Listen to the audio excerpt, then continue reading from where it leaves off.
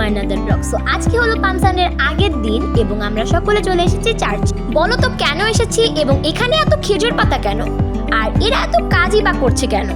আসলে কালকে হলো আমাদের পাম সানডে এবং এই পাম সানডের জন্যই আমরা খেজুর পাতা দিয়ে পুরো গির্জাঘরটাকে সুন্দরভাবে সাজাবো।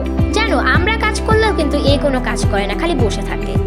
আর এদিকে দেখো, ছোট ছোট যেগুলো বাচ্চাগুলো আছে আমাদের, সেই বাচ্চাগুলো কিন্তু হাসি মুখে যিশুর উদ্দেশ্যে কাজ করছে। আসলে এরাই তো আমাদের উজ্জ্বল ভবিষ্যৎ, কারণ আমরা যখন অনেক বড় হয়ে যাব এরাই তো তখন কাজ করবে। আমরা অনেক ছোট, বাট তারপরও তো এদের কাজ করতেই হবে। এই জন্য আমরা একটু বসে থাকি আর ওদের একটু শিক্ষা দিই আসলে কীভাবে কাজ করতে হবে। এবং দেখো, এখানে আমাদের খাওয়ার জন্য ব্রেক দিছিল, আর আমরা খাওয়ার আগে নিজেই একা একা খায় নিচ্ছে। তারপর আমাদের একটু গান প্র্যাকটিস হবে, যেহেতু কালকে আমাদের পাম সানডে আছে, এই জন্য আমরা গান প্র্যাকটিস করতেছি। আর হ্যাঁ, তোমরা যদি পাম সানডে ঠিক মতো দেখতে চাও তাহলে অবশ্যই আমার ব্লগটি দেখবে। কালকে কিন্তু আমার ব্লগ চলে আসবে সন্ধ্যার দিকে, সো তোমরা দেখে নিও। আর দেখো, এখানে সবাই মিলে ওরা কাজ করতেছে এবং হাসাহাসি করতেছে। এরা কাজ করে কম কিন্তু হাসাহাসি করে বেশি। এক একজনের কি অঙ্গভঙ্গি ভাই। আর এদিকে আমরা ব্যস্ত গান প্র্যাকটিস নিয়ে, এদিকে কিন্তু বন্ধনও ভালো বাজাতে পারে। এখানেও কত খেজুর পাতা পড়ে আসছে দেখছো। আসলে আমাদের গির্জাঘরটা এত বড় যে সাজাতে অনেক টাইম লাগে।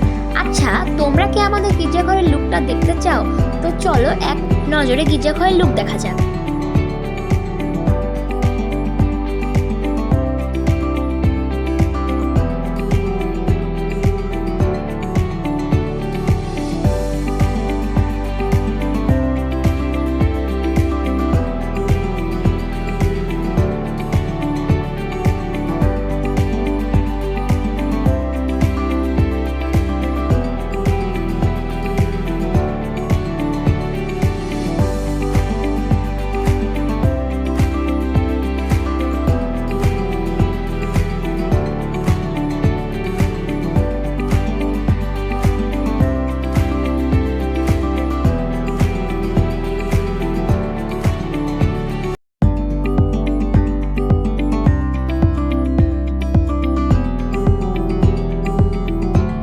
তোমাদের আজকের ব্লগটি যদি ভালো লেগে থাকে অবশ্যই সাবস্ক্রাইব করে এবং একটি লাইক দিয়ে আমাদের পাশে থাকবে।